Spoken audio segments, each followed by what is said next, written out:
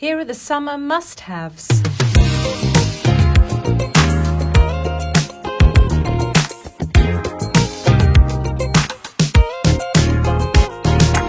Hello everyone! So another off the beaten beach truck adventure. Dito tayo sa Dugmacan, Arurugan in the municipality of Marihatag in Surigao del Sur. So i-explore natin itong unspoiled, pristine beach dito sa area na to. Tingnan nyo naman na hindi pa siya fully developed, wala pa siyang mga commercialized na resort. So, dyan lang tayo sa isang cottage na 300 pesos ang rent, and tingnan nyo naman ang kanyang vibe. Very Caribbean island vibe, tropical beach vibe. Hindi pa fully developed yung daan niya, talagang uncharted territory pa siya. Pero the moment you arrive in the beach area, look at the surrounding. Napaka-relaxing, beautiful scenery. Talagang Caribbean na Caribbean island yung vibe. Kaya, tayo na mag-explore.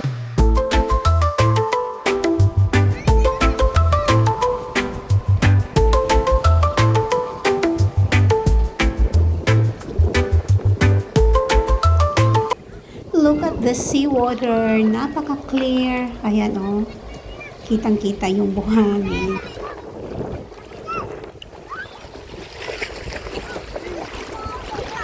Jo! Ay, Justin! Justin! Malumos ka o gani na. Pagbantay. Magbantay.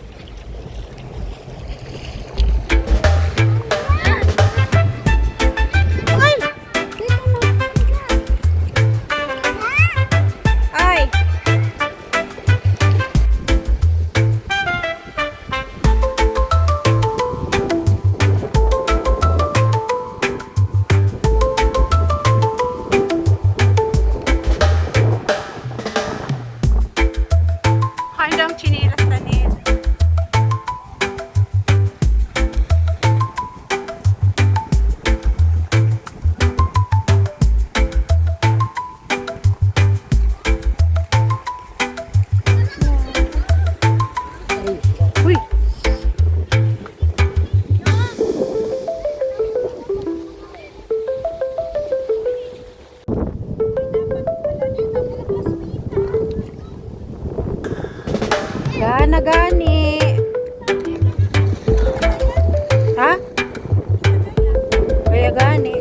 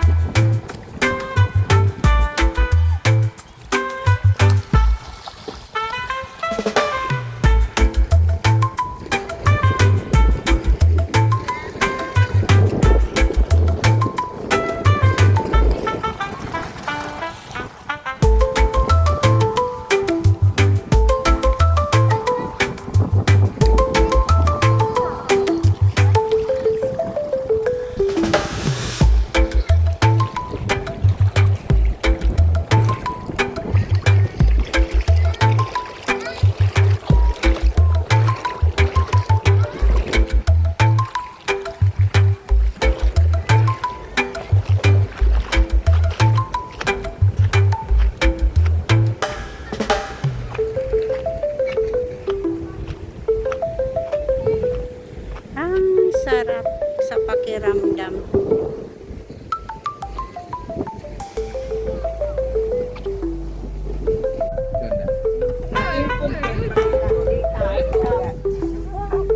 Ay, Justin!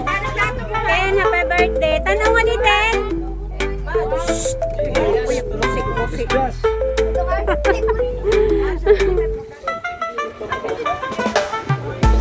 Hain? Hain, Jo?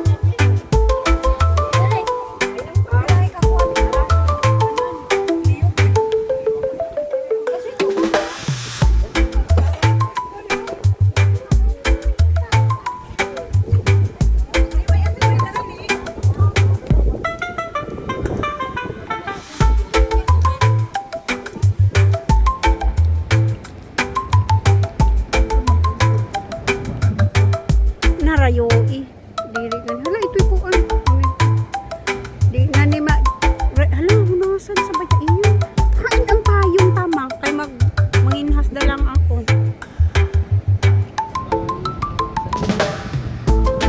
Noon ba ano sa ikin ha? Wari ka na sunon?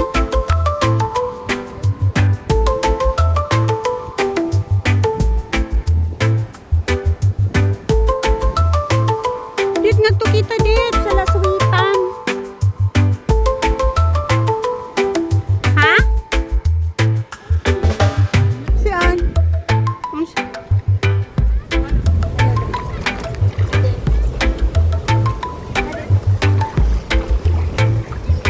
Talagang perfect tropical vibe. Dito.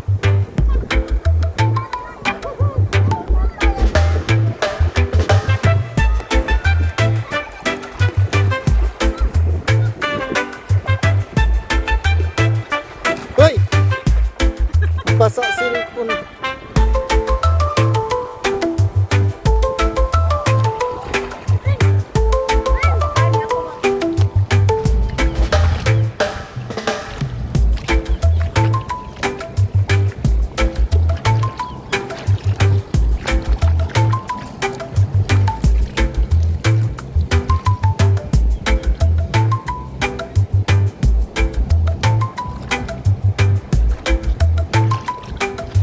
Nagchinilas ka ne?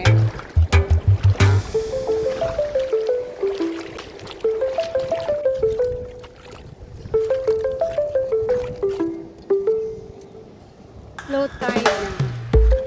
Kaya kitang-kita na tong mud flat area na dagat.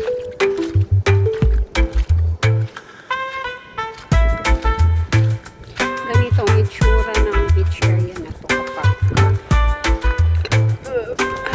low tide.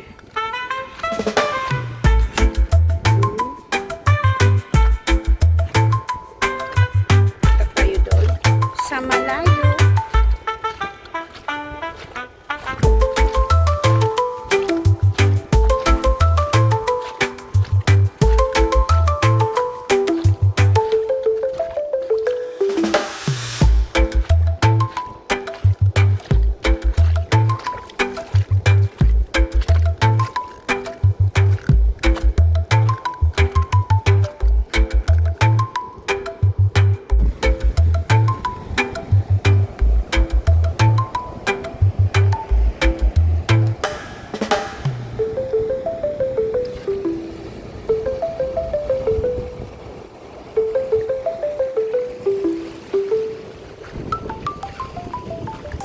Kailan ko nung bumalik, ang layo ko na.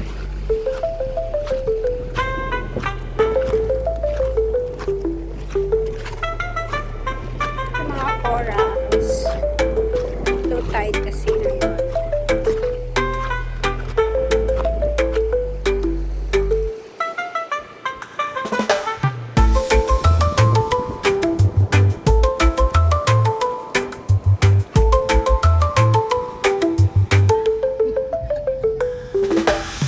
Mag-burlesque na si Justin.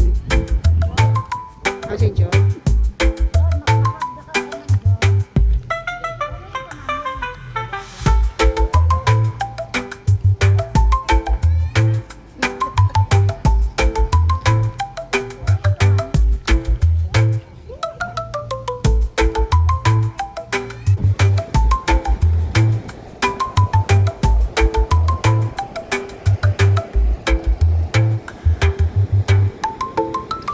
So when you visit this beach nga pala, itaon nyo nga na high tide para ma-experience yung lumangoy dyan sa malinis na tubig.